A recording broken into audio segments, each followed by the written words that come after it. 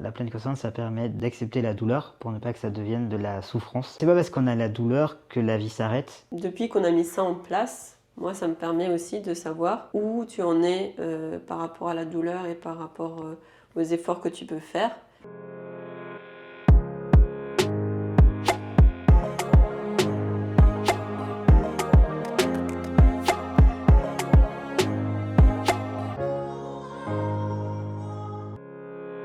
Aujourd'hui avec Kevin, on souhaite vous parler de la pleine conscience, comment nous on l'implique par rapport à la maladie de Kevin. Donc c'est suite à une conférence qu'on a vue et un exemple qu'elle nous a donné qui nous a beaucoup parlé et que du coup on a mis à notre sauce et qu'on essaie d'appliquer de manière régulière pour savoir où chacun en est, surtout par rapport à Kevin. Et donc on souhaite vous partager ça aujourd'hui. Et en fait, c'est la technique du coussin. En fait, on a dans Vivre l'impossible, pour tout ce qui est travail journalier, on a énormément on fait beaucoup de tournages dans des situations parfois difficiles à la montagne ou autre. Et donc du coup, c'est un peu cette technique qu'on veut vous partager. Et donc juste pour faire un petit point général sur ce que c'est la pleine conscience, en tout cas comment nous on l'a interprété, c'est porter son attention sur le moment présent, le ici et maintenant, en l'acceptant sans essayer de le changer ou de juger quoi que ce soit. Un exemple dans la vie de tous les jours pour moi, de manger moins vite. Parce que je mange assez vite, je ne prends pas le temps de mâcher. C'est vrai que la mastication, c'est la première étape de la digestion. Et pour pouvoir bien digérer et apporter tous les nutriments qu'on retrouve dans les aliments, c'est important de bien mastiquer. C'est aussi se dire, si je mange un peu plus vite aujourd'hui, c'est pas très grave. Je ferai un peu plus attention peut-être au prochain repas. Ce que j'essaye d'appliquer surtout avec Kevin, parce que Kevin, il faut savoir qu'il mange très lentement. Et donc du coup, enfin en tout cas par rapport à moi, il mange très lentement. Je mange pas, c'est pas lentement, je mange pas vite, c'est pas la même chose. Tu manges pas vite, voilà, tout à fait. Tu préfères ce langage, on peut dire ça. Voilà. Ne mange pas vite. C'est vrai que ça me saute tout de suite aux yeux quand je mange avec Kevin, parce que je lui dis, mais moi j'ai déjà fini mon assiette. Il n'est même pas la moitié de son assiette. Et il me dit, non mais Aurélie, où sont passés les aliments? Est-ce qu'ils sont vraiment passés dans ta bouche? Donc voilà, donc moi ce serait vraiment ça. Et là, on peut du coup après parler de Kevin, comment on a mis en place cette évaluation sur des coussins, du coup, de douleur de manière générale. Une douleur physique, et après il y a aussi tout un aspect psychologique qui joue. Kevin, je te laisse la parole. Par rapport à ma maladie, la mucopolysaccharidose, donc j'ai effectivement des douleurs aux articulations, aux muscles tous les jours. Heureusement pas fortes tous les jours, mais ces douleurs sont en fait variables suivant mon activité physique. Sortir faire les courses par exemple, ou faire du sport, aller à la natation ou autre, jouera en fait sur mes douleurs du lendemain. À partir de là, effectivement, dans la conférence qu'on a été voir, il y a une idée d'empilement de coussins. L'idée c'est de se dire, en fait, ma maladie, j'ai toujours une pile de coussins à gérer qui est variable, qui augmente d'abord et qui diminue, avec un coussin qui est permanent. Le coussin numéro 1, il est toujours là. Voilà, c'est ça. Il est là, mais c'est un coussin qui, pour moi, est vivable, celui-là. Tu fais avec tous les jours depuis des années et des années, en sachant que ta maladie s'est déclarée quand tu avais 2 ans. Ouais. Tu as toujours fait, dans tout ce que tu te souviens, tu as toujours eu au moins minimum un coussin. Ouais, il n'y a aucun moment, un jour, où tu vas te réveiller et que tu vas dire « Ah aujourd'hui, j'ai aucune douleur, j'ai aucune fatigue », ça n'existe pas pour toi.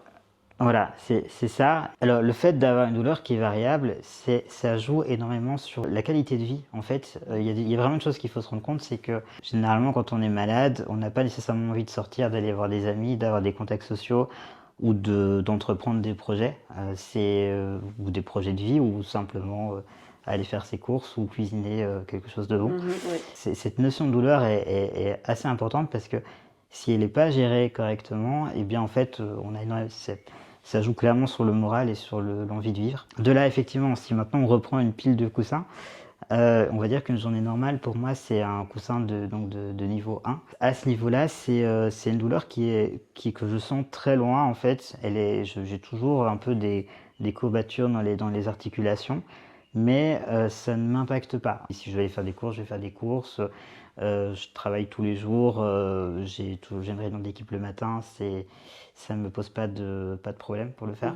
Ça n'impacte pas du coup la vie de tous les jours. Il y a toujours une pointe de douleur et de notion de fatigue aussi. Donc ça veut juste dire qu'à ce niveau-là, moi j'ai appris en tout cas je l'accepte facilement. Comme tu disais, j'ai toujours connu cet état-là, donc j'ai toujours dû jouer avec. Je sais que c'est là, Mais psychologiquement, je suis à un niveau maintenant où ça ne m'impacte pas. Que de toute façon, tu peux rien y faire, tu ne pourras pas descendre en dessous de ce Voilà, coussin. voilà, c'est ça. Il sera toujours là C'est- et que ça sert à rien de rester focus. Ensuite, il y a le niveau 2, un niveau au-dessus où typiquement, bah, j'ai décidé d'aller faire mes courses. Simplement, pas nécessairement d'aller faire des courses en mode sportif pendant 4 heures, en faisant 4 heures de shopping, mais simplement le fait d'aller acheter un pack d'eau, enfin non, pas un pack d'eau, c'est mauvais exemple, d'aller acheter des pâtes ou d'aller acheter quelque chose de simple. Dans les courses alimentaires, ouais. Voilà, c'est ça, de faire une balade de 20 minutes à pied, de revenir, ou même finalement aussi en voiture, le fait de sortir de la voiture, de porter des choses, d'aller chercher dans les rayons Les transferts et tout des ça. éléments, voilà. C'est déjà pour moi un niveau de fatigue où je sais que le lendemain, je vais le sentir un peu. Je vais commencer à faire attention à la douleur, un peu comme une alerte. Et je sais que rien qu'au niveau 2, si je continue à faire de l'effort après ce deuxième jour, je vais passer au niveau 3 probablement. Et au plus, si je commence à faire une session de sport, voilà, je vais augmenter ma douleur progressivement. Donc du coup, au niveau 1, tu ne prends pas en compte ta douleur, alors qu'au niveau 2, du coup, tu fais déjà attention Ouais. et tu réfléchis peut-être à ce que tu vas faire le lendemain. Voilà, c'est ça. Alors, de manière générale, je réfléchis toujours à ce que je vais faire. Oui. C'est pas toujours juste je passe une bonne nuit et le lendemain tout va bien. C'est parfois il faut 2 journées au calme ou 3 journées au calme pour que ça redescende, surtout quand je fais des sessions de sport. Alors après, il y a le niveau 3, ça ne s'arrête pas. Typiquement, quand je fais une session de natation, je vais revenir avec un niveau de fatigue qui est assez élevé, un niveau de courbature et je vais avoir mal, clairement. Le fait c'est que voilà, je vais commencer à un petit peu regarder comment je me déplace. Si le lendemain ou si le soir, quelqu'un m'invite au restaurant ou autre, c'est peut-être là où ça va devenir, je vais peut-être dire stop, ou je vais peut-être plutôt dire j'essaye de me reposer. Ouais.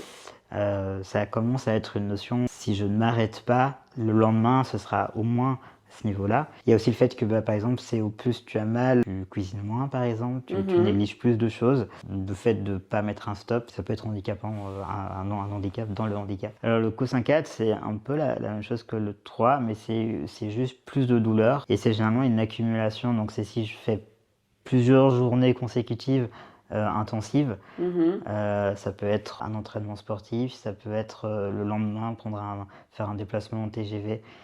Pour moi, le fait de faire un déplacement, simplement devoir me lever, marcher, monter un escalier avec des béquilles, faire plusieurs transferts dans la journée, ou faire beaucoup de courses, aller chercher dans les rayons plein de choses, ou des choses comme ça, pour moi, c'est déjà quelque chose qui sera marquant niveau intensité. Ce qui veut dire que si je décide de faire plusieurs activités où je dois me déplacer ou bouger, pour moi ça peut m'impacter et me faire passer au niveau 4 de douleur, avec tous les effets négatifs, difficultés de se déplacer après dans l'appartement le lendemain ou la suite, ou dans mon espace, aussi devoir freiner beaucoup en disant là je vais me reposer pendant 2 jours pour revenir simplement à un niveau de qualité de vie qui est plus idéal. Et puis la douleur, c'est pas c'est drôle pour personne en Non, fait. on est d'accord. Je dois jouer avec, C'est de minimiser un max tout le monde, hein, donc personne n'a vraiment envie d'avoir mal pendant 6 jours d'affilée. Oui, d'accord. Et donc ce niveau-là est très rare parce que déjà quand tu es au niveau 3, quand tu es à 3 coussins, tu essayes du coup d'éviter d'accumuler du coup ces activités. Le cas où j'essaye de jamais être, c'est d'être à ce niveau-là.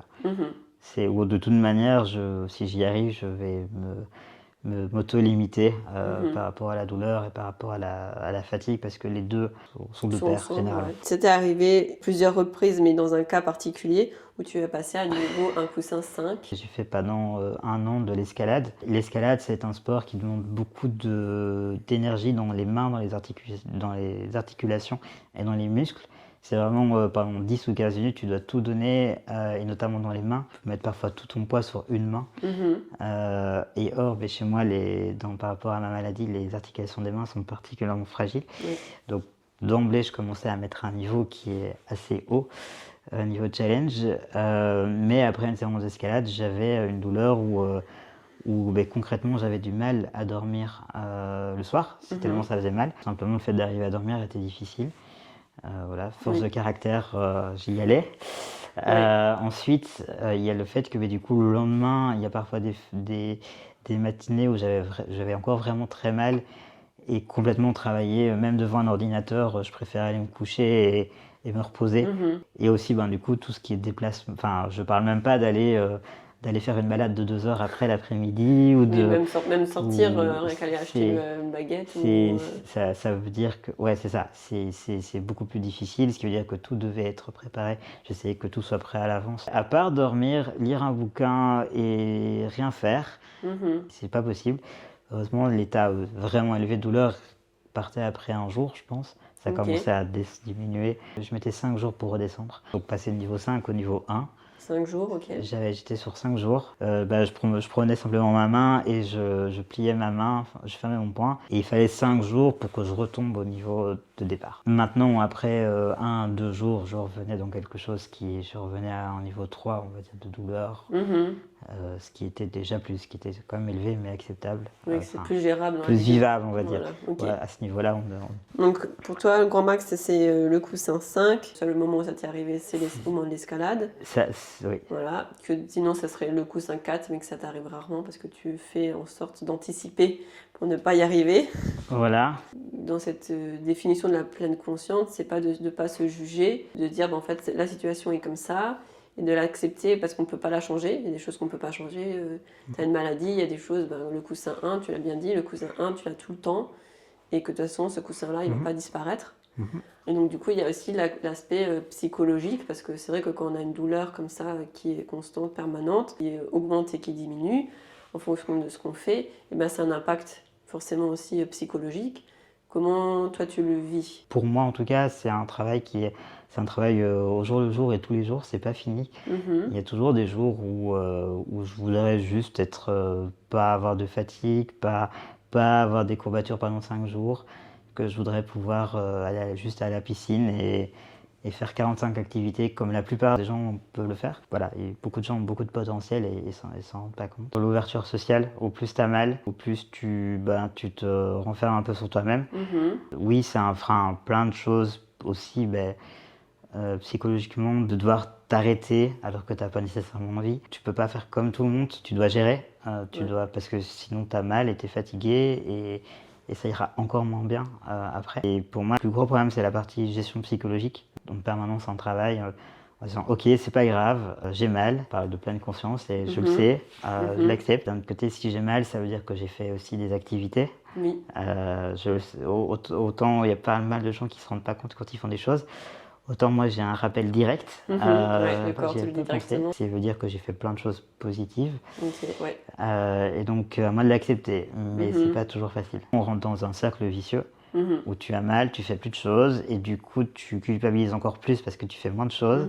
Tu commences avec une douleur physique élevée, 4 coussins. Ok, cette douleur elle est élevée et tu n'arrives pas à la gérer, tu rajoutes 4 ou 5 coussins de douleur psychologique. La douleur psychologique c'est quelque chose qui peut être encore plus dangereuse parce qu'elle peut grandir sans arrêt. Prendre en compte cet aspect-là, en fait, dans les coussins, il y a la question de douleur, il y a aussi le fait de comment tu te sens psychologiquement aujourd'hui sur le moment présent, et ça joue aussi, c'est plutôt un coussin 2 qui tire plutôt vers le 1, ou alors si ça va pas trop bien, c'est plutôt un coussin 2 qui tire vers le 3, parce que psychologiquement, c'est pas génial, et que s'il y a d'autres choses qui arrivent, ben, ça peut vite passer au 3, alors que psychologiquement, si ça va, ben, tu peux rester sur un 2, quoi. Voilà, tout à fait.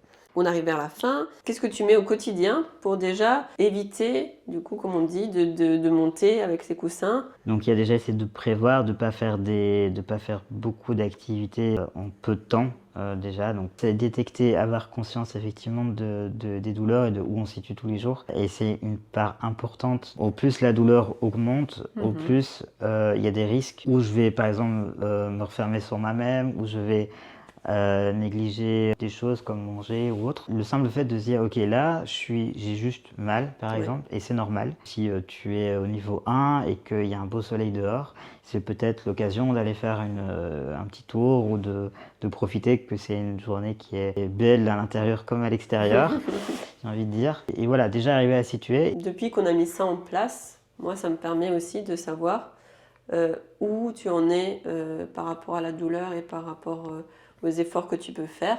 moi, l'accompagnement, j'adore ça, ça me fait vibrer dans la vie, pouvoir accompagner des gens, mais je veux pas faire à la place d'eux. Avant de mettre ça en place, il y a des moments où je me disais, en fait, je vais pas le faire parce que Kevin, il sait faire et donc je vais pas faire à sa place. Et je pouvais voir que tu galérais parce que du coup tu étais plus fatiguée, mais moi j'étais pas forcément au courant, plus fatiguée, tu avais plus de douleur. Et donc du coup, de manière générale, je le faisais pas et donc je me dis alors je vais pas le faire non plus et je te laisse faire. Et en fait, d'avoir mis en place ce système de je te demande comment tu te sens aujourd'hui, où tu en es, tu me dis aujourd'hui j'ai 2 coussins, je me dis ça va, je te laisse faire plus de choses que le jour où ça je vais venir, tu vas me dire en fait là je suis à 3 coussins. Donc je sais que tu es beaucoup plus fatigué, que tu as plus mal. Et donc du coup, je vais essayer d'anticiper plus aussi. Je te propose plus facilement de pousser ta chaise. Que si j'avais pas conscience en fait de ce niveau de douleur et de ce niveau de fatigue, en fait je te laisserais faire et du coup ça te demanderait plus de temps et plus d'énergie. Et du coup le lendemain en fait ce serait peut-être même pire. Voilà, c'est ça. Ouais. Alors que du coup moi je le sais et que du coup je peux essayer d'anticiper et c'est beaucoup plus agréable. C'est plus fluide aussi entre nous. Depuis qu'il y a ça, ce système aussi, je trouve que ça nous a apporté une fluidité du coup dans notre relation parce que la maladie est présente et que il faut la prendre en compte quoi. Ça dépend des personnes, mais comme je suis quelqu'un qui me plaint pas ou enfin je pense. Oui, non, mais clairement, c'est correct. Et il y a des personnes qui disent directement dès qu'elles ont mal, dès qu'elles sont fatiguées. Moi, je suis plutôt entrepreneur qui a envie de casser la baraque. Ce qui veut dire que dépasser les limites. C'est ça, voilà. Mais la douleur, elle est là. Et c'est pas parce que quelqu'un ne se plaint pas que en fait, il peut être moralement au plus bas le lendemain ou ça peut vraiment être difficile et il ne le dit pas. Du coup, c'est une bonne technique qu'on a mis en place parce que comme tu te plains pas, tu dis pas vraiment où tu en es. Et du coup, savoir le nombre de coussins, ça me permet d'évaluer un petit peu. Il y a pas mal de gens qui sont généralement prêts à aider. Si on peut lier les deux mondes entre l'aide et les personnes qui ont besoin, c'est plus riche et beaucoup plus positif. Oui, tout à fait. Voilà. Et après, dans la vie quotidienne, qu'est-ce que tu fais en prévention ? Déjà, je pense qu'il faut essayer d'avoir une hygiène de vie la meilleure possible, ce qui est pas négliger le temps de sommeil. Quand on a du mal à récupérer et que son corps est en difficulté, il vaut mieux pas lui imposer des choses difficiles. La même chose aussi pour tout ce qui est repas, pour tout ce qui est bien manger. C'est des choses bêtes, mais sortir un peu, s'aérer, faire pas nécessairement des grandes balades, mais bouger, rester actif, parler aux autres, expliquer aussi quand on a ici on est en colocation, expliquer aux autres quand on a besoin d'aide ou pas. Avoir une vie quotidienne saine au maximum, comme pour tout le monde. Oui. Dès qu'il y a des points du coup qui ne sont pas respectés, comme effectivement du coup pas forcément bien dormir, pas forcément bien manger, tout de suite c'est un impact plus important. C'est pas parce qu'on a la douleur que la vie s'arrête aussi. Oui. On n'arrête pas tout. Il y a effectivement, quand on a un niveau très élevé, au niveau 5, où tu as juste envie d'une chose, c'est de dormir et de ne rien faire. Mais voilà, c'est arrivé à un niveau 2, un niveau 3 ou un niveau 4. Les 4 c'est plus rare, mais un niveau 2 ou 3. Et il y a toujours une certaine présence de douleur. Et donc ça ne s'arrête pas. Il faut aussi arriver à jongler avec. Juste s'organiser différemment, demander à un ami de passer, même si c'est rien que pour faire des pâtes et de la sauce tomate, c'est déjà très bien. Il ne faut pas nécessairement beaucoup de choses pour passer une bonne soirée. Voilà, tout à fait. Voilà. Pour conclure un petit peu sur tout ce qu'on a raconté, savoir placer du coup ses coussins, qu'est-ce que ça t'apporte ? Alors pour moi, la pleine conscience, ça permet d'accepter la douleur pour ne pas que ça devienne de la souffrance, d'accepter qu'elle soit là, de vivre avec, d'avancer et de construire... continuer à construire une vie, un projet, voilà. Bon, moi je crois qu'on est arrivé au bout. Merci de nous avoir suivis, de nous avoir écoutés. On espère que du coup cet échange, ce partage qu'on fait avec vous, peut-être va vous donner des idées. N'hésitez pas, si vous avez des commentaires, si ça vous est déjà arrivé de devoir gérer la souffrance, de la douleur, ou vous avez d'autres témoignages, n'hésitez pas à les mettre en commentaire. D'autres astuces, peut-être que vous faites autrement. On a les coussins, peut-être que vous faites différemment pour jauger, pour communiquer avec les autres. Et voilà, merci à tous de nous suivre. Et à très vite. Voilà, n'oubliez pas que l'impossible est accessible. Allez, ciao. Ciao.